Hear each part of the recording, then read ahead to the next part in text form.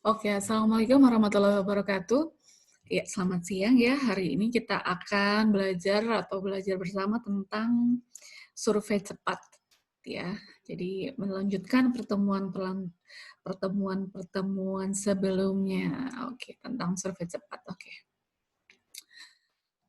Nah, ini survei cepat seperti apa sih? Jadi kalau kita lihat kata survei itu kan mengumpulkan informasi. Jadi mengumpulkan informasi dalam skala yang luas, ada instrumen untuk pengumpulan data, dan cakupannya luas. Nah, kalau kita misalnya membutuhkan informasi yang cepat dan bersifat segera, ternyata ada dikembangkan suatu bentuk metode survei yang lebih sederhana, relatif murah, cepat, dan tepat, sehingga informasi yang didapatkan adalah informasi yang akurat. Nah ini, kalau kita butuh informasi yang cepat, segera, nah ada metode survei cepat ini. Nah, yang pertama juga perlu diingatkan kembali, bedanya antara survei cepat dan surveillance. Ya, jadi mungkin sudah diketahui bersama kalau surveillance, jadi saya ingatkan kembali, surveillance itu adalah pengumpulan data atau informasi yang dilakukan secara terus-menerus dan sistematis. Jadi memang misalnya di Dinas Kesehatan itu mengumpulkan data-data misalnya angka kasus atau besaran terkait permasalahan kesehatan yang dikumpulkan baik itu secara pasif atau aktif misalnya setiap bulan sekali. Jadi itu. Jadi kalau surveillance itu terus-menerus, tapi kalau survei cepat ini dilakukan ketika ada kebutuhan untuk mendapatkan informasi dengan cepat dan segera gitu ya. Jadi mungkin bisa di awal ini bisa dibedakan antara surveillance dan survei cepat ini gitu. Nah, ini sejarahnya survei cepat itu dikembangkan oleh WHO. Ini ada proyek Expanded Program of Immunization. Jadi dan setelah itu ada pengembangan perangkat lunak G-Survey oleh Aryawan and Frerich ya untuk merancang sampelnya, juga ada beberapa software untuk analisis survei cepat. Di Indonesia sendiri sudah ada diuji beberapa kali ya di Bogor, kemudian FKM UI juga membuktikan bahwa metode survei cepat ini juga dapat diterapkan di lapangan. Gitu. Kemudian kita lihat karakteristiknya seperti apa sih survei cepat itu gitu. Jadi yang pertama digunakan untuk mengukur kejadian yang sering terjadi di masyarakat. Kemudian tujuannya jelas dan terbatas. Jadi tujuannya jelas dan terbatas ya. Jadi terbatas ini karena ini kan survei dilakukan dalam waktu yang cepat, dibutuhkan informasi yang segera. Jadi memang tujuannya terbatas. Kita memang kelemahannya kita tidak bisa mengambil data yang lengkap, yang terlalu komprehensif. Bukan itu tujuan dari survei cepat. Memang kalau mau komprehensif, ya tidak dengan metode yang survei cepat ini, memang tujuannya jelas dan terbatas. Kuesioner atau jumlah pertanyaannya lebih singkat. Jadi sekitar 15-20 saja dan sederhana. Karena ini cepat dan segera, pengambilan datanya juga memang hanya yang perlu-perlu saja. Jadi kita bukan mengumpulkan data-data yang tadi itu komprehensif, enggak. Kita yang dibutuhkan apa? Karena kita butuh informasi cepat gitu. Respondennya jumlahnya sedikit.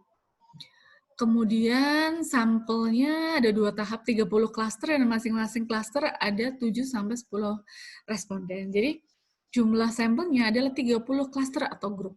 Jadi kita ngambil dari 30 klaster yang setiap grup itu ada 7-10 orang. Ya misalnya berarti kan 30 kali 10 gitu. 30 kali 10 orang ini. Jadi itu sampelnya. Kemudian waktu pelaksanaan sampai pelaporan singkat, sekitar 3 minggu. Jadi memang karena ini membutuhkan informasi yang cepat, dari awal sampai akhir itu sekitar untuk pelaksanaannya 3 minggu.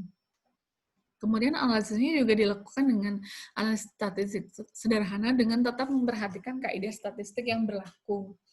Nah, ini analisis statistiknya juga tergantung dari mau analisis apa yang akan dilakukan atau data apa yang mau kita ambil.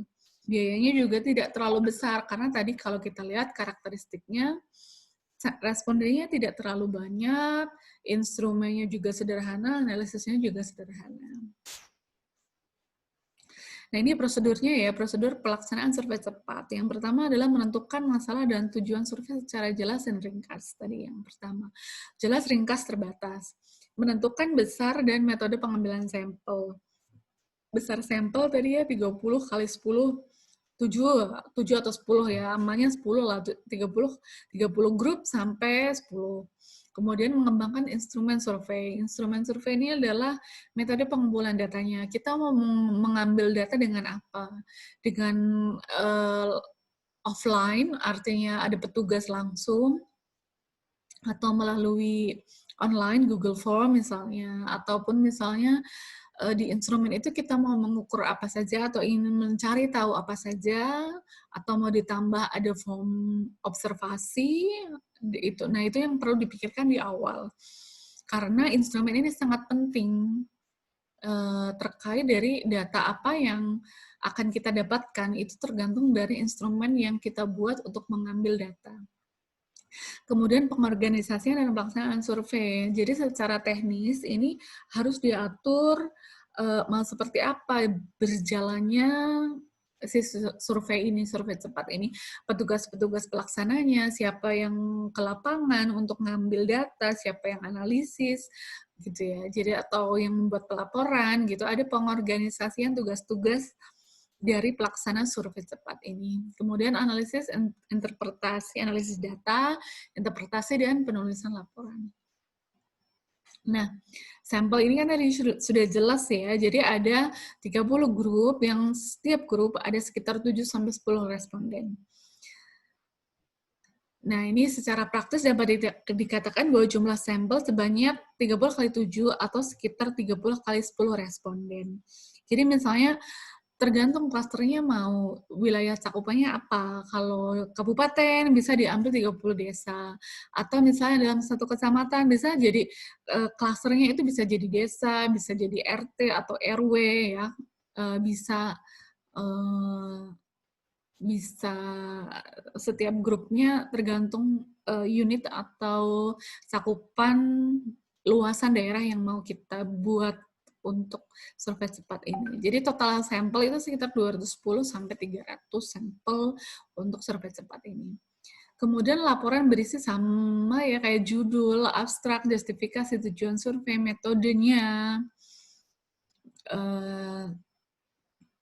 lokasi, indikator utama apa yang diukur atau variabel ya, kita mau mencari tahu data apa, populasinya mana, kemudian sampel tadi kan ya, kita jelaskan juga klasternya itu dalam survei cepat kita itu unitnya apa, gitu. Kemudian alat ukur atau instrumen dan prosedur analisis. Kemudian hasil biasanya lebih ke arah deskriptif, singkat temuan survei yang bisa disajikan dalam bentuk tabel dan grafik, kemudian ada interpretasi hasil, simpulan, saran, rekomendasi, daftar pustaka, kemudian lampiran berisi dari daftar pertanyaan atau instrumen yang digunakan.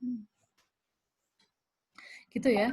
Kemudian kelebihannya dapat dilakukan untuk menginvestigasi masalah yang terkait kesehatan gitu ataupun kehidupan manusia tanpa melalui riset laboratorium ataupun perancangan kondisi tertentu. Jadi kita bisa melihat ataupun mengambil data dengan secara cepat dan segera, tidak membutuhkan biaya yang besar, pengumpulan data yang luas dapat dilakukan dengan relatif mudah.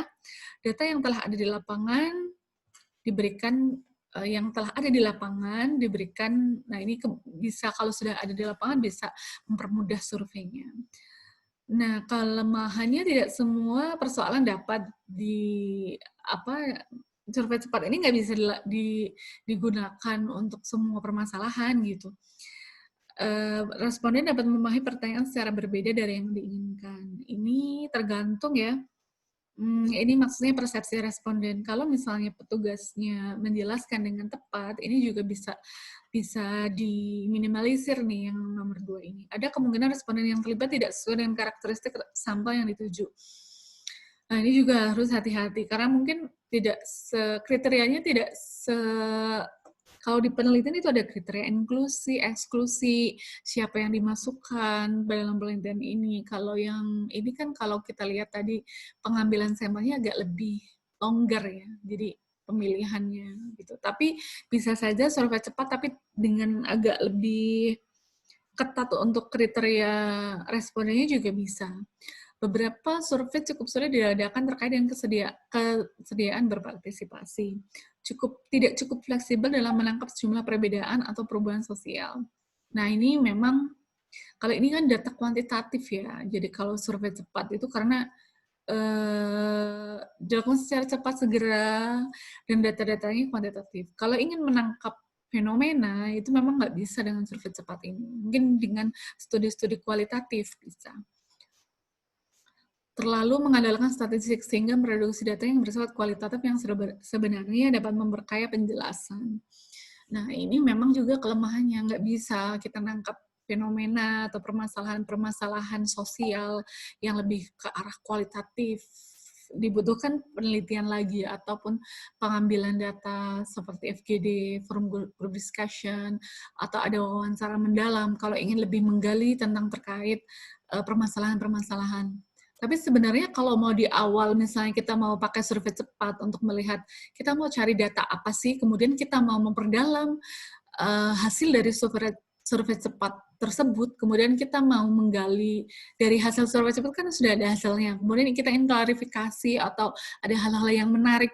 Nah, itu bisa juga habis itu kita lakukan studi kualitatif yang untuk mendalami atau lebih ingin mencari tahu tentang sesuatu. Nah, itu bisa. Jadi sebagai kayak studi pendahuluan dengan survei cepat ini sebenarnya juga bisa. Jadi tetap ada manfaatnya. Jadi desain atau metode ini ya tergantung dari tujuannya, tujuan apa yang mau kita dapatkan. Jadi kalau survei cepat ini memang lebih ke arah untuk mendapatkan data yang sederhana, tetapi kita bisa mendapatkannya dalam waktu yang cepat.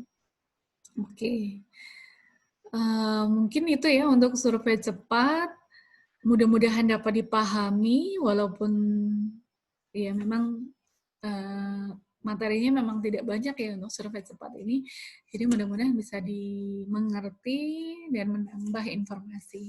Terima kasih. Assalamualaikum warahmatullahi wabarakatuh.